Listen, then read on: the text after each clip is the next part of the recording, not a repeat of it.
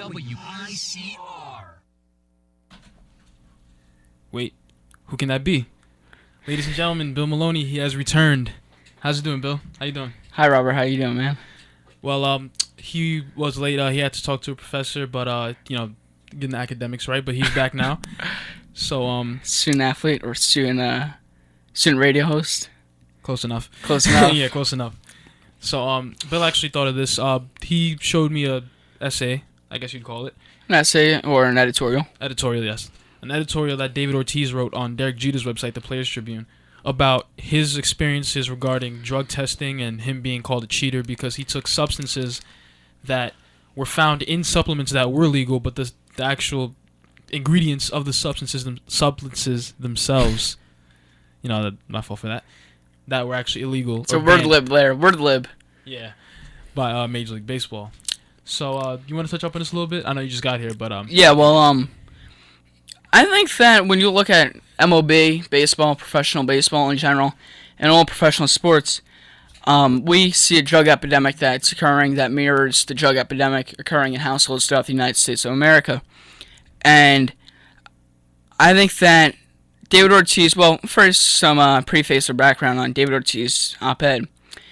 He basically says that fans look at him as an entertainer first and that they don't really care about how you get to perform as well as you do, just as long as you smash a 95-mile-an-hour fastball over the Green Monster at Fenway Park. In the case of baseball for him. Yeah, in the case of baseball for him. So as long as you perform, people really don't care about how you get there. But then once they find out about how you get there, then they'll be the first person to go scrutinize you and criticize you, as they'll be hypocrites. And another thing he says is, back in 2003, when he was drug tested, and he's been drug tested roughly 100 times or whatever. About 80 times, I think. Yeah, around there. More than any other player in MLB history, he says. And this is the league that had Alex Rodriguez, by the way. And also Barry Bonds, but And also, he says that in 2003, he was taking over-the-counter supplements from places like GNC, and as he said, it's across from the Dunkin' Donuts and the strip mall that everyone else is going to.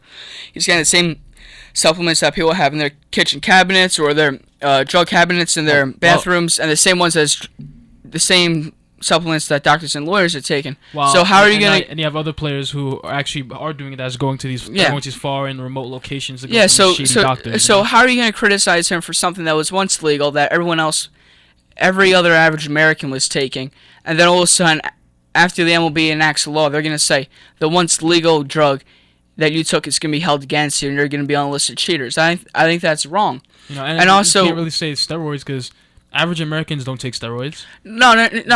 And also it points out the whole narrative later on in the essay. David Ortiz talks about where he comes from, and one line that really stuck with me is, the only protein I grew up with when I was younger. I'll say this one was Robert frijoles negros black negros beans frijoles, up black until beans. he was 16. So he came from the Dominican Republic, where it was basically a ghetto, so to speak, where his mom was beat up by his father day in and day out. He mentioned that there'd be shootings on his street. There'd be shootings, every day. And he grew up playing baseball with a taped-up ball, one taped-up ball. So for him, and there are other people that criticize David Ortiz when he takes those long jogs around the bases. And he says, I didn't smash a 500-foot home run into the night at Fenway Park or Yankee Stadium. Of course I'm going to enjoy it. I came from nothing. And I think that when we look at baseball players, we have to stop looking at them as simply players on the field. And as he says, I think it's for athletes in general. Yeah, and as he says, for athletes in general, they just become caricatures. He says that for himself, no one's really going to care about how much time he spent in the cage or how much film he watched, or sometimes he plays first base, and he probably does a lot of defensive work day in and day out just to stay ready and crisp there. But no one's really going to think of that. They're just going to think of the big guy from the Dominican Republic who could hit a home run. And you think about it, that seems to be like one-dimensional. That seems to be the Hispanic baseball attitude. Like a lot of the Cuban baseball players, for example, they have that same attitude. They have the bravado and the little arrogance. Yeah. That's just the way that, because the game is played differently there. It's played with a lot more flash, and players are able to express themselves more. Now, like you see it in Yasiel Puig, for example. Yeah. He's another one. That's just the way it is. Yes, Cespedes as well, although of course not as much as Puig. Starling Castro with the amazing plays with the glove. Yeah, with the Cubs, and you have Aroldis Chapman, although he's kind of quiet though. But Huh. yeah, that's just the way it's played down there. You know, in Now, Cuba and now- Dominican Republic. now, of course, Rob, and Puerto Rico. Now, Rob, on this discussion, I thought it will be interesting for us to point out whether or not athletes are simply just performers and entertainers, and Well, by whatever means they put the best product on the field, then that's what goes. well, Or do we hold them to a higher moral standard as moral figures and influential people in our American society? Well, in my opinion, I don't think athletes should be, thought of as entertainers. But the fact of the matter is that they are. There's Yeah. no other. They're put on TV, or they're aired on TV. People buy tickets to watch them. Huh. There's the people could boo or cheer. People don't care about where you come from. Not even care who you are. As long as you play well, they're gonna like you. If you don't, like, you could be a terrible. Sorry, wrong analogy. You could play great. You could be an extremely talented athlete, whether it be football, basketball, baseball, hockey, whatever it be. But even if your attitude stinks, people don't care because they want to see Terrell Owens in the NFL. I know I'm kind of, going off the tangent, wrong sport, whatever. But just think of this is quick. Think of Terrell Owens. Terrell Owens was a nuisance. He was an annoyance to most teams. But people didn't care. People wanted to see him perform. Keyword perform. No. And what is it? What drug is it that most athletes use? Performance enhancing drugs. Am I right? Yes, you are, Rob. So then that pretty much sums it up right there. Athletes are performers. No, And in a little bit, I feel bad for the athletes because they don't want to perform. They just want to compete. Because really, in their eyes, it's competition. In our eyes, it's entertainment. So. Yeah. So what were you gonna say? Go ahead. Now, even me as the Yankee fan, all of a sudden, Big issue here from in Tennessee 2015, we have a lot of Yankee fans like myself who criticize Alex Rodriguez for his past drug use, and but you still don't see those same fans apologizing for their 2009 World Series championship. You don't see them saying, "Oh, take back the 2009 World Series championship. We didn't get it the right way." So I think right then and there, that just shows the whole fan perspective. That ultimately what it comes down to is that you just want whatever it takes to get a W. And if a player has to cheat, you'll just turn a blind eye to it as long as ESPN doesn't report it on a flashing screen one day. Exactly. And if they should kind of take the mold of the way college sports does it. In NCAA, they do it all the time. Whenever they find someone's They vacate cheating, the wins. yeah, they vacate the wins. They got rid of Reggie Bush's Heisman Trophy. And even Coach Bayham up at Syracuse. Syracuse, Took his wins away. Even though he isn't a player, if you cheat, you degrade the virtue, the essence, and the morality of whatever sport you're playing. And it's not just to the rest of the fans that you're cheating, or it's the other competitors. You're also denigrating yourself and your team, saying we weren't good enough to go do this the right way. And you're also saying to yourself, I wouldn't be able to perform without the help of supplements. Yeah, and for me, the American pastime baseball, and I still call it the American pastime. Yeah, it's the American pastime. And Football's just the American present time. I think that baseball, when it was created, and there are people that say this, my father told me this when I was a younger kid, and I've thought about this. He says that it was to really display the intellect, playing small ball. Are you going to steal? Are you going to take the pitch? Are you going to sacrifice the run? Whatever you're going to do. It's about brute power. Can you smash the ball out of the park? Speed. It's about speed. Being But able to steal also, bases. it's about integrity. Between the lines, you aren't just going to, take out anger. And that's why everyone hated Ty Cobb. When Ty Cobb would, for his own sake, just slide in with his spikes about to take someone's jugular out. On the baseball diamond especially, you have certain morals and certain virtues that say, I'm a gentleman. And that say, as a man, I'm going to go do this the right way. I'm going to go do this on the merits of my own talents, my own skills, and also displays passion. When you're taking up for a collision at home, who's going to knock that ball out? Who's going to hold on to the ball? Exactly. So I think that it really represents, at the very minimal, the American definition of who we are as people, that we're very multidimensional. And if you don't have that virtue, then I think that those other four aspects, or how many aspects I listed, that doesn't matter. And I think that it's a disgrace. Yeah, you might be able to hit some ball out of a baseball park, but guess what? As the old adage says, there's always someone younger and better than you coming up who can do the same thing, Probably better. and probably better. That's right. So we don't need players that are going to go cheat continuously. And even though I do like Alex Rodriguez, I think that it's time for us to let go of players like Alex Rodriguez. If Major League Baseball really cared about whether Alex Rodriguez took steroids or not, then he should be suspended. I mean, look, Pete Rose. Pete Rose gambled, right? He gambled. Now, of course, that's a serious issue, but he gambled. He's been suspended for what? Since how long? I can't really remember. Do you remember how long he was suspended? It's been at least since the early 90s. Since the early 90s. Before we were born. Yeah, pretty much. And he gambled. He didn't cheat playing the game. He just gambled on his own teams, losing or something like that. So he fixed games. But it's been so long. I mean, and they haven't forgiven him yet.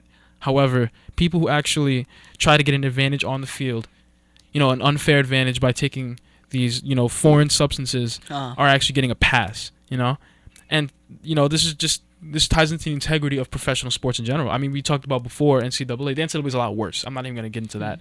But well, the problem with the NCAA is they're not really clear about what they want or what's the illegal. NCAA. When you're involving amateur athletes and there is no money involved, I think that it's just perverted and pervasive. That you're really just basically what you're doing is you're enabling these children to lead an unvirtuous lifestyle when you're supposed to be their mentors, and you're just taking advantage of their goods. And you don't care if they graduate or whatever. You just care if that ball goes in the basket. Exactly. And like I said before, we all remember why Michael Jordan, he got into a gambling issue himself. He retired, I guess, because of that. He did that before he got suspended, but we all know that he probably would not have gotten suspended. Why? His name's Michael Jordan. Yeah. So I wouldn't have been surprised if he would not have been suspended for that. That right there just ties into the whole. And also another thing I mentioned just now, the NCAA is not clear about their eligibility rules, things like that. Yeah. Major League Baseball's rules on what's illegal and what's not the clearest. It's not the clearest. No. Certain substances are banned. However, certain substances you're gonna find are used by players in those like protein shakes that they make or whatever sometimes, and they get tested and they're gonna have traces of it, and then like these athletes might use this stuff in order to help them work out. So then they're not taking it directly, but yet they're still going to get busted for taking it, even though they didn't take it directly. It was just something that it's something legal. However, what's inside it is illegal, and that right there is just, I don't know. So do you think that excuse me, but do you think that do you think steroids really matters? Do you think okay, I know you said people don't care necessarily; they just want to watch the players perform or whatever. But do you think that, because actually you mentioned to me that baseball players, if they get any advantage they want to win, it's entertainment. So do you think that more players should be taking it, less players should be taking it, or what? I know you said it ruins the integrity of the game, but the game's pretty much ruined at this point already. Do you think that steroids should just be legal so players could have a fair advantage and it'll be more even, or what? No, Rob, and I'll tell you why. Because if you basically accept the premise that you already have this denigration of the game of baseball happening and that we have to go revamp it to go just to all these unfortunate circumstances that are surrounding baseball, then what you're saying is that baseball is no longer baseball as it was intended for. Because like we said about those virtues and those elements of baseball when it was designed, it was supposed to really represent certain fundamental aspects of who we are as, at the very least, American people.